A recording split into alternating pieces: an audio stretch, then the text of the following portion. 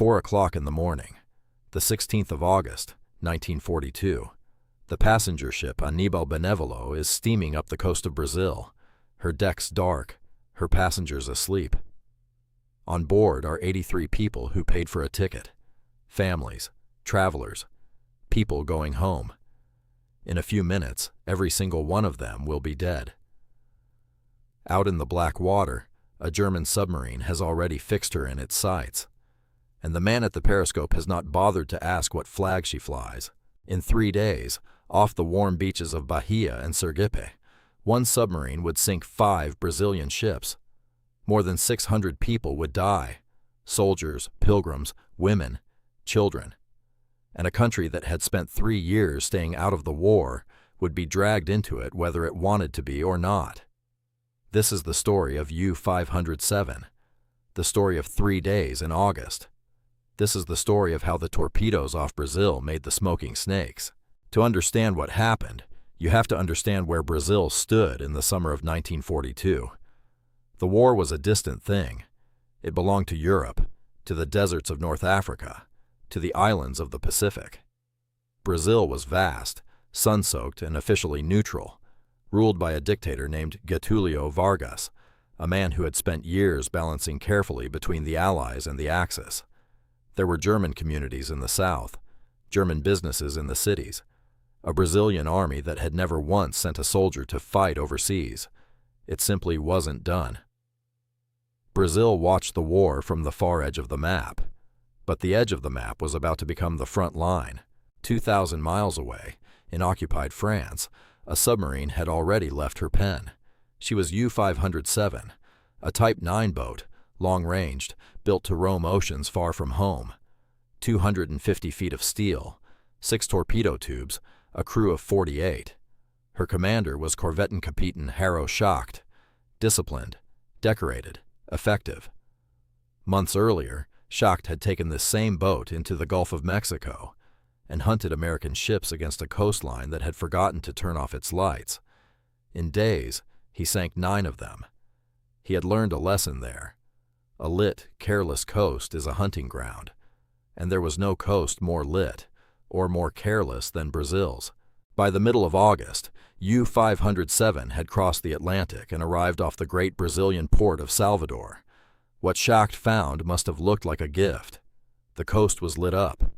Towns glowed against the night, and along the shoreline, unescorted ships moved north. Passenger ships, cargo ships, lights burning, crews unaware that war had any business with them. Brazil was neutral. Her ships flew Brazilian colors and carried Brazilian families. Schacht had standing orders to be cautious about neutral shipping. He attacked anyway, without ever confirming what flags his targets flew. The first ship died on the evening of the 15th of August. Her name was the Bependi. She had left Salvador with more than 300 people aboard, and among them, more than 250 Brazilian soldiers, an entire artillery unit, with their guns and their kit. At around 7 in the evening, the first torpedo struck. A minute later, the second. The Bependi went down in minutes. There was no time to lower the boats, no time to do anything but fall into the dark water. 270 people died on that single ship. Brazil did not yet know it, but its army had just suffered its first dead of the Second World War, and they had drowned without ever firing a shot. Schacht did not leave. Only a few hours later, in the same waters, U-507 found the Araraquara, another passenger ship, another hull full of ordinary people, sleeping or trying to. The torpedo found her, and she went down fast. Of the roughly 140 people aboard, only about 10 lived to see morning, 131 dead, the second ship in a single night.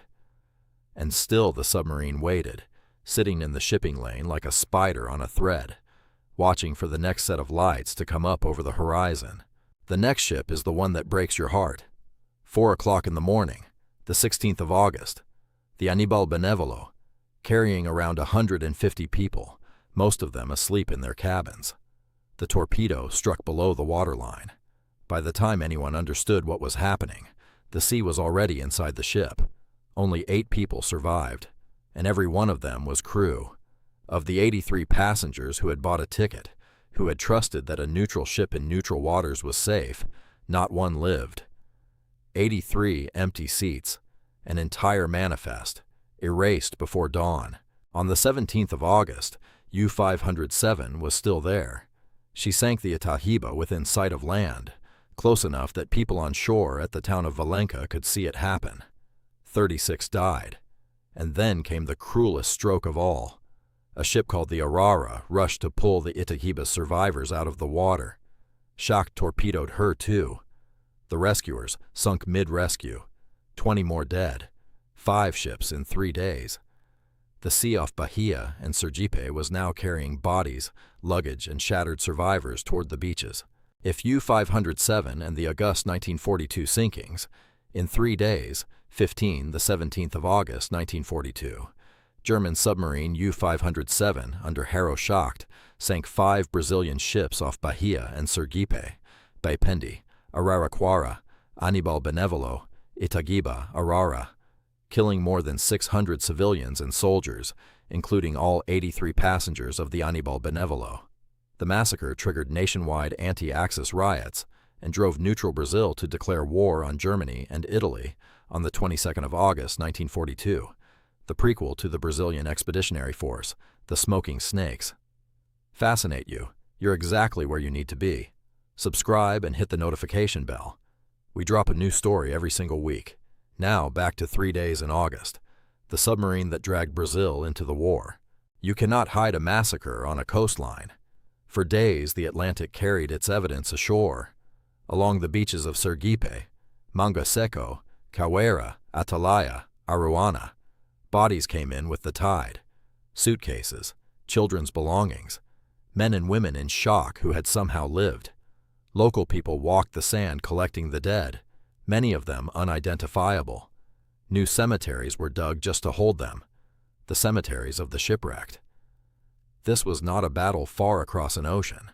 This was Brazilian sand, Brazilian dead, in full view of Brazilian eyes. And the country that had been watching the war from the edge of the map suddenly found the war lying at its own feet. The news moved faster than the government could control it. By the time the full toll was understood, more than 600 Brazilians dead, soldiers and pilgrims and families among them, something in the country snapped. Historians would later call it Brazil's Pearl Harbor, a single, unforgivable shock that turned an entire nation overnight. The dead were not abstractions. They were neighbors. They were soldiers who never reached the war. They were the 83 from the Aníbal Benévolo. And the people of Brazil wanted an answer. The anger did not stay quiet, and it did not stay polite.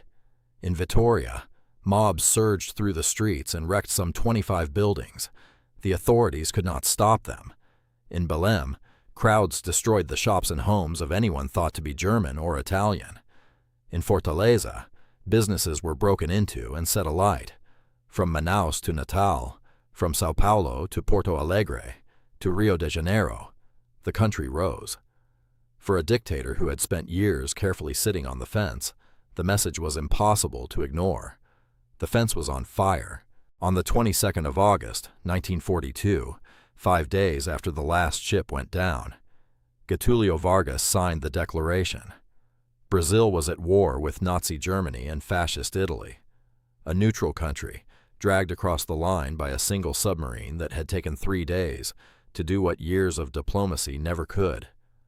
The dictator had not chosen this war. Harro Schacht had chosen it for him. And now Brazil would have to learn how to fight. What followed changed the whole war in the South Atlantic. Brazil threw open its coastline to the Allies. American naval aircraft were given Brazilian air bases to fly from, bases that put patrol planes over the very waters where the U-boats had been hiding. The advantage that had made Schacht's hunting so easy, a coast where submarines could lurk undisturbed, was gone. The South Atlantic, once a hunting ground, was becoming a trap, and the man who had set all of this in motion was still out there, still at sea. There is a strange, dark coda to Harro Schacht's story. A month after Brazil, his submarine answered a distress call. Another U-boat had torpedoed a liner, the Laconia, only to discover it was packed with prisoners of war. Schacht joined the rescue, surfacing, taking survivors aboard, towing lifeboats through the open ocean. And then, American aircraft bombed the rescuing submarines, and the rescue collapsed. The incident produced one of the most infamous orders of the war. From now on, U-boats were forbidden to save survivors at all. The same man who had drowned 83 passengers off Brazil had, for a few hours, tried to save the shipwrecked. The war left no room for either mercy. On the 9th of January, 1943, Harro Schacht was awarded the Knight's Cross, Germany's high honor for his year of success. He never wore it. 4 days later, on the 13th of January, U-507 was caught on the surface off the Brazilian coast by an American Catalina flying boat, flying almost certainly from one of the very bases Brazil had opened because of his attacks. The depth charges fell. The submarine went down with all hands. There were no survivors. The boat that dragged Brazil into the war was killed by a plane that could only be there because of what that boat had done. The hunter had armed his own hunters. There was an old joke in Brazil that it was more likely a snake would pick up a pipe and smoke than that Brazil would send an army to fight in Europe. But after August 1942, that is exactly what Brazil did. The declaration of war led to the Brazilian Expeditionary Force, 25,000 men who sailed across the Atlantic and fought their way up the mountains of Italy. They called themselves the Cobras Fumantes, the smoking snakes. Nearly 1,000 of them never came home, and every one of them could trace the road that took them to Italy back to a stretch of water off Bahia, and 3 nights in August. Today, the Baipendi, the Araraquara, the Aníbal Benévolo, the Itagiba, and the Arara are little more than names on a few memorials, mostly in Sergipe, where the bodies came ashore. Outside Brazil, almost no one has heard of them at all, but these were the first Brazilian dead of the Second World War. Civilians and soldiers who never reached a battlefield, killed in their own waters by a war they had tried to stay out of. More than 600 people gone in 3 days. They are the reason the snakes learned to smoke. A submarine, 3 days, 5 ships, 600 dead, and a country that did not want a war, given one anyway.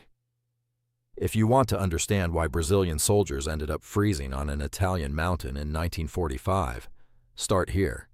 Start with the sea off Bahia and the 83 empty seats on the Aníbal Benévolo. This was the beginning. The smoking snakes were what came next.